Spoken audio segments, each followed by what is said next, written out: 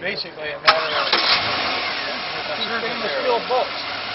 316 grade stainless steel bolts. right. And look at the output on that. If you get 302, 304 stainless steel, it's not going to put out. If you use the top of the line, you're going to get production.